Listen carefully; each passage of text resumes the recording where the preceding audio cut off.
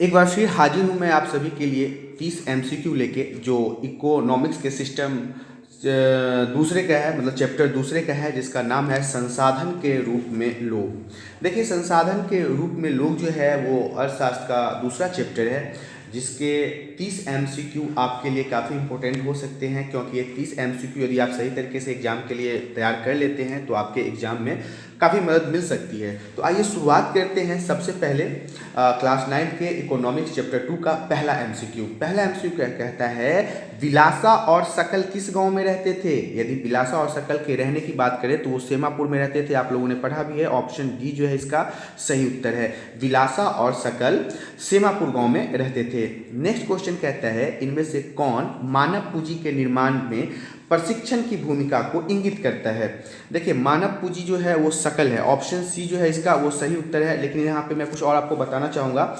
सकल कंप्यूटर के व्यावसायिक कोर्स किया हुआ है, ठीक है, जिस कारण उसके फॉर्म में बिक्री बढ़ गई है।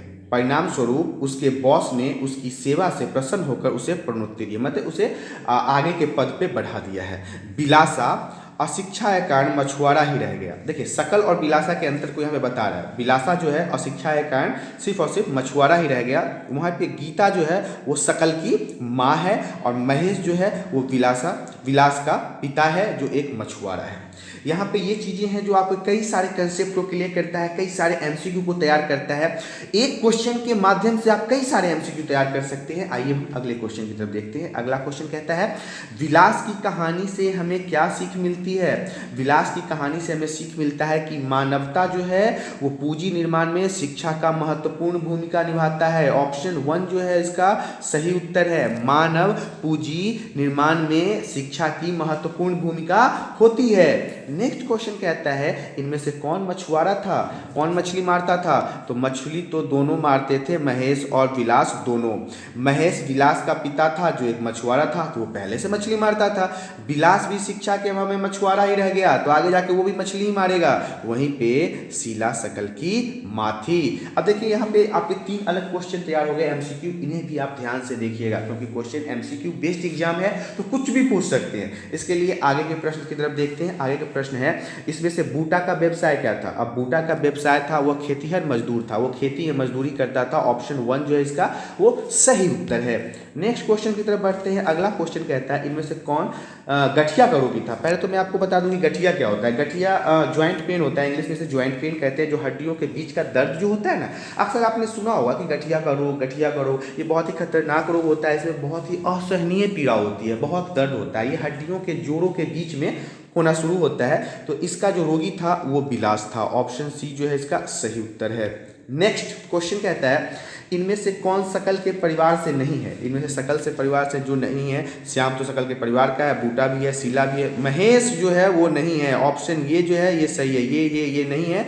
और ये डी जो है, option D is the right answer. जो है महेश जो है उसके परिवार से नहीं था। श्याम सकल का चाचा था, बूटा सकल का पिता था, शीला सकल की माँ थी, और महेश विलास का पिता था। अगेन एंड अगेन मैं रिपीट कर रहा हूँ कि रिलेशन क्या था इनके आपस का। इनके आपस के रिलेशन को आप ध्यान देखिएगा कि श्याम क्या था, सकल का चाचा, बूटा सकल का पिता, शीला सकल की माँ, और महेश विलास का पिता था। ये 4 एमसीक्यू आपके ऐसे ही तैयार हो जाते हैं। एक एमसीक्यू के साथ 4 फ्री है। नेक्स्ट क्वेश्चन कहता है हमारा, इनमें से कौन सा देश प्राकृतिक संसाधन के अभाव के बावजूद भी मानव संसाधन पर निवेश के कारण विकसित राष्ट्र के रूप में जाना जाता है। ये इंपॉर्टेंट क्वेश्चन है, IMP इंपॉर्टेंट। वो है Japan. Option C is the right answer. Japan एक ऐसा देश है जो प्राकृतिक संसाधन के अभाव के बावजूद भी मानव संसाधन के निवेश के कारण विकसित राष्ट्र के रूप में देखा जाता है। Option C is the right answer. Next question कहता है, एक विशेष अवधि में प्रति 1000 व्यक्तियों के पीछे मरने वाले लोगों की संख्या क्या कही जाती है। इंपॉर्टेंट ये भी है, ये कहा जाता है मृत्यु दर। Option B is the right answer. मृत्यु दर के साथ साथ मैं आपको कुछ बताना चाहूँगा। पहला पॉइंट है, शिशु जो है बच्चे, शिशु का मतलब होता है बच्चे। मृत्यु दर क्या होता है। शिशु मृत्यु दर से अभिप्राय है 1 वर्ष से कम आयु के शिशु की मृत्यु से है। 1 वर्ष के जो कम के बच्चे होते हैं उनकी मृत्यु जो है वो शिशु मृत्यु दर में आता है। अब दूसरा है मृत्यु दर। मृत्यु दर से अभिप्राय एक विशेष अवधि में प्रति 1000 व्यक्तियों के पीछे मरने वाले लोगों की संख्या है। वहीं जन्म दर की अगर बात की जाए तो जन्म दर से अभिप्राय है कि एक विशेष अवधि में प्रति 1000 व्यक्तियों के पीछे जन्म लेने वाले शिशुओं की संख्या क्या होती है।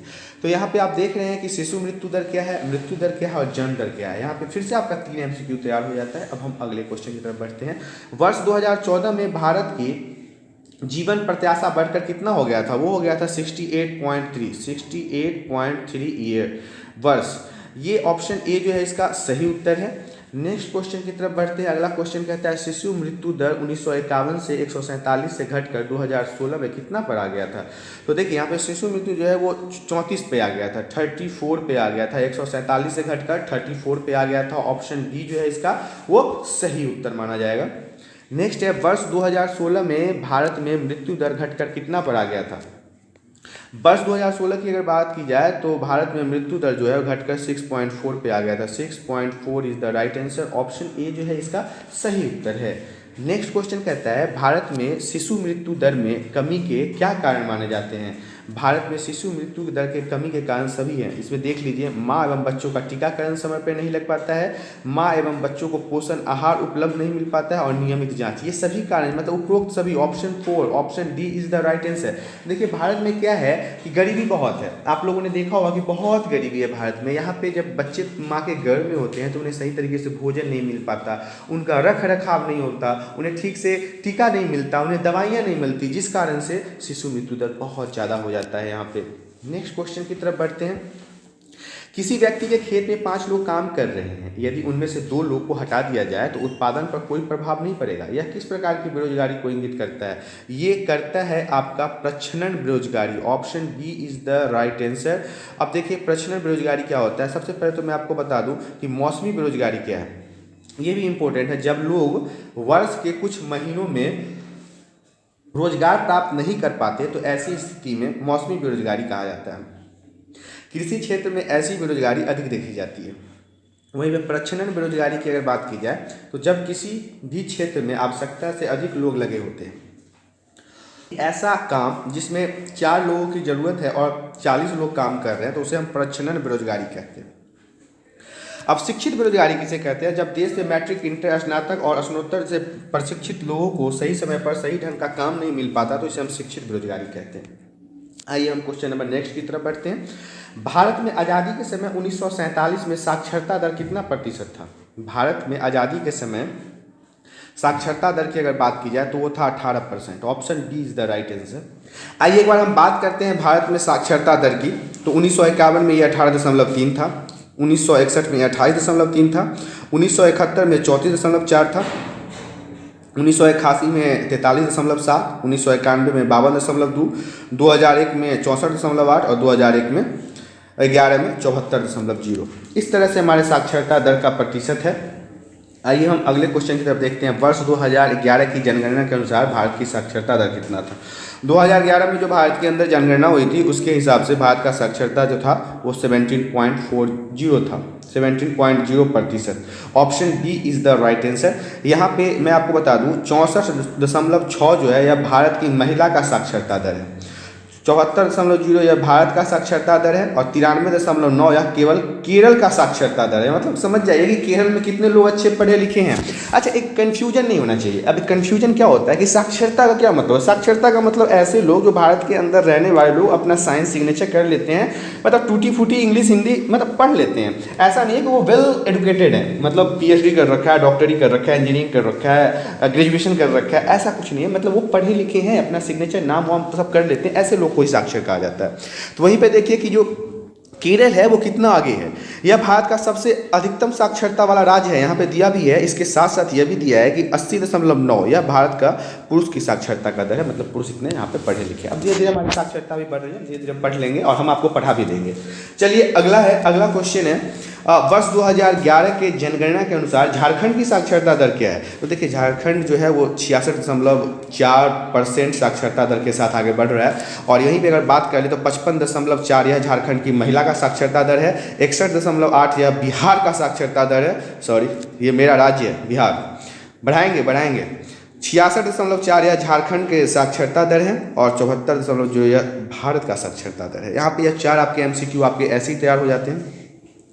आपको यहाँ पे अब ध्यान देना है कि यहाँ पे मैंने जो ये 66.4 बोला है यह झारखंड का साक्षरता दर तो है ही, इसके साथ साथ मैं बता दूँ इसमें महिला एवं पुरुष दोनों ही इंक्लूड होंगे। इसमें दोनों इंक्लूड है, महिला और पुरुष, लेकिन वहीं पर सिर्फ महिला की बात की जाए तो वो 55.4 माना जाएगा। नेक्स्ट क्वेश्चन कहता है वर्ष 1950 से 1951 में महाविद्यालयों की संख्या 750 से बढ़कर 2016 से 17 में कितना हो गया था। देखिए हमारे यहाँ यूनिवर्सिटी बहुत खुलती है, भले ही पढ़ाई हो ना हो, university, college, school, tuition, coaching centre, ये सब दिन प्रतिदिन लगता है कि धड़ल्ले से खुल रहा है, भले ही पढ़ाई हो ना हो। तो देखिए तो 1950-1951 में जहाँ हमारा संख्या था 750 महाविद्यालयों का, वहाँ वो हो गया 42,338, 42338। बच्चे बढ़े, टीचर भी बढ़े, पढ़ाई भी बढ़ी, लेकिन हमारा साक्षरता कमता गया, हम पढ़े लिखे नहीं बन पाए। 750 से हमारी यूनिवर्सिटियों की संख्या 42,338 हो गई, लेकिन हम नहीं पढ़ पाए। वाह कमाल। नेक्स्ट क्वेश्चन है वर्ष 1950 से 51 में विश्वविद्यालयों की संख्या 30 से बढ़कर 2016 से 17 में कितना हो गया। तो वो हो गया, विश्वविद्यालयों की संख्या हो गया 795, 795, जहाँ पे 30 विश्वविद्यालय थे, यूनिवर्सिटियाँ थी, वो 795 हो गई, लेकिन पढ़ाई नहीं बढ़ा। नेक्स्ट क्वेश्चन है भारत में 2017 तक औषधालयों की संख्या कितनी थी।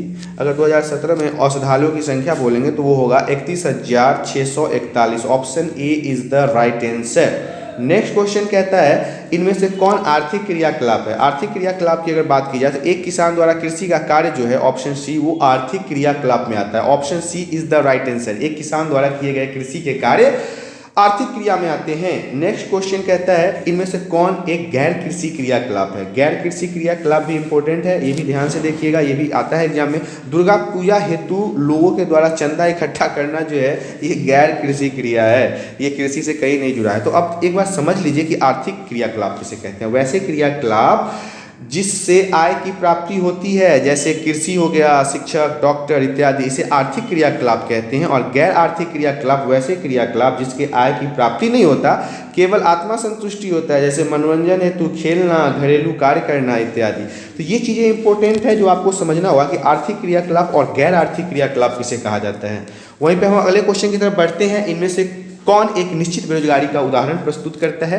तो देखिए यहाँ पे बूटा, श्याम, शकल और जीतू सब है, लेकिन श्याम जो है वो एक शिक्षित बेरोजगारी का उदाहरण प्रस्तुत करता है, क्योंकि बेचारा पढ़ लिख के भी कुछ नहीं कर पाया। Option B is the right answer. Shyam शिक्षित बेरोजगार का एक उदाहरण प्रस्तुत करता है। यह शकल का चाचा है जिसने मैट्रिक की परीक्षा पास की है, पर यह बेरोजगार बैठा है, जैसा अभी चल रहा है। बहुत सारे लोग डॉक्टरी, इंजीनियरिंग, ग्रेजुएशन करके बैठे हैं, उन्हें काम नहीं मिल रहा। तो ये एक शिक्षित बेरोजगारी हमारे भारत में जो अभी का समय है ना, ये एक बहुत ही अच्छा एग्जाम्पल है शिक्षित बेरोजगार का। लोग पढ़े लिखे होने के बाद भी उन्हें जॉब नहीं मिल रहा, काम नहीं मिल रहा। बूटा जो है यह शकल का पिता है जो खेतों में काम करता है। शकल वह खुद पर लिखकर फॉर्म में नौकरी कर रहा है, मतलब वही बात है। जीतू वह शकल का भाई है जो कोई काम नहीं करता, किंतु 15 साल से कारण या बेरोजगारी का काम नहीं कर रहा है। बेरोजगारी 15 से 59 वर्ष के बीच वह व्यक्ति के प्रचलित मजदूरी दर पर काम करने के लिए तैयार है, परंतु उसे रोजगार नहीं मिलता। ऐसी स्थिति को बेरोजगारी कहते हैं। अब हम नेक्स्ट क्वेश्चन की तरफ बढ़ते हैं। प्राथमिक स्कूलों में बच्चों की उपस्थिति बढ़ाने के लिए इनमें से कौन सा कदम उठाया गया है। प्राथमिक स्कूलों में बच्चों की उपस्थिति बढ़ाने के लिए उसमें दोपहर का भोजन लाया गया है, सेतु पाठ्यक्रम लाए गए हैं, स्कूल लोटो शिविर लाए गए हैं, मतलब option D, option 4 is the right answer. Next question, महिलाओं के निम्न वेतन वाले कार्यों में नियोजित होने के क्या कारण है। तो यहाँ पे आप कह सकते हैं कि वे भावुक होते हैं, वे भारी काम नहीं कर सकते हैं, वे सुनसान या रात में काम नहीं कर सकते हैं, मतलब उपरोक्त सभी। ऑप्शन 4 जो है इसका सही उत्तर है। नेक्स्ट क्वेश्चन कहता है, अब देखिए हमारे पास और कोई क्वेश्चन नहीं है, ये हमारा इकोनॉमिक्स का सेकंड चैप्टर हो चुका है कंप्लीट। इसके आपके इंपॉर्टेंट एमसीक्यू जितने थे वो मैंने आपको बता दिए हैं। इसके बाद भी यदि आपको किसी क्वेश्चन को समझने में दिक्कतें हो रही है तो आप हमें कमेंट करके जरूर बताएं, जिससे हम आपके लिए अच्छे से अच्छे वीडियो को बनाने की कोशिश करेंगे। इसके अलावा यदि यह वीडियो आपको पसंद आया है तो इसे आप लाइक कर दें। हमारे चैनल पर आज पहली बार आया है तो हमारे चैनल को सब्सक्राइब कर लें, ताकि ऐसे ही एजुकेशनल वीडियो आपको हमेशा मिलती रहे। आज के लिए इतना ही, धन्यवाद।